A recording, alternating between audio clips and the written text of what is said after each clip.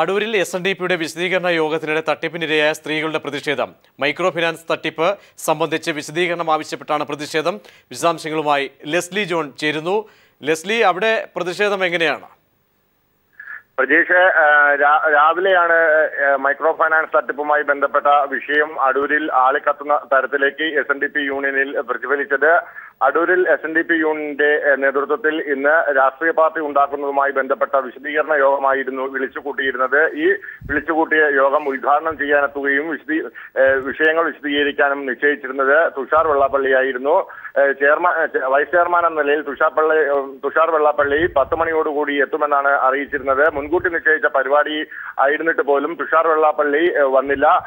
ഇതിന് പ്രധാനമായ കാരണം മൈക്രോ ഫൈനാൻസ് തട്ടിപ്പുമായി ബന്ധപ്പെട്ട് സ്ത്രീകളടക്കം വലിയൊരു കൂട്ടം ശാഖാപ്രവർത്തകർ ഇത് പരിപാടി തടസ്സപ്പെടുത്തുമെന്ന് മുൻകൂർ തന്നെ നോട്ടീസ് മുഖാന്തരം അറിയിക്കുകയും ചെയ്തിരുന്നു. ഇത്തരത്തിൽ മൈക്രോ ഫൈനാൻസ് തട്ടിപ്പിന് ഇരയായ സ്ത്രീകളാണ് ഇന്ന് വിശദീകരണ യോഗത്തിൽ എത്തുകയും വിശദീകരണ പരിപാടികൾ ആരംഭിച്ച് പ്രസംഗിക്കുന്ന ഘട്ടത്തിൽ വേദിയിലേക്ക് ഇരച്ചുകയറുകയും ചെയ്തത്.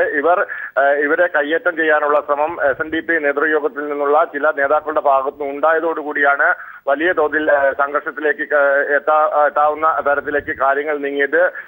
പ്രധാനപ്പെട്ടത് SNDP യൂണിയൻ ആയി എത്തിയ സ്ത്രീകൾ അവർ മറ്റാവശ്യങ്ങളൊന്നും തന്നെ ഉന്നയിച്ചില്ല. നിലവിലത്തെ രാഷ്ട്രീയ സാഹചര്യമല്ല ഞങ്ങൾക്ക് അറിയേണ്ടത്. SNDPയുമായി ബന്ധപ്പെട്ട് മൈക്രോ ഫൈനാൻസ് തട്ടിപ്പുമായി ബന്ധപ്പെട്ട വിശദീകരണമാണ് ഞങ്ങൾക്ക് അറിയേണ്ടത്. ഞങ്ങൾ അടച്ച പണം എവിടെ പോയി എന്നുള്ള കാര്യം നേതൃത്വം വിശദീകരിക്കണമെന്ന ഏക ആവശ്യമായിരുന്നു ഇവർ ഉന്നയിച്ചത്. ഏറ്റവും പ്രധാനപ്പെട്ടത് UDFന്റെ സ്ഥാനാർത്ഥി പോലും ഈ ആവശ്യം ഉന്നയിച്ചുകൊണ്ട് രംഗത്തെത്തി എന്നുള്ളതാണ്. അദ്ദേഹവും വായ്പയെടുത്ത് തട്ടിപ്പിനിരയായ വ്യക്തി ആണെന്ന് അദ്ദേഹം പീപ്പിൾ TVയോട് വ്യക്തമായി പറയുകയും ചെയ്തു. അവർക്ക് മറ്റൊരു കാര്യവും പ്രശ്നമല്ല.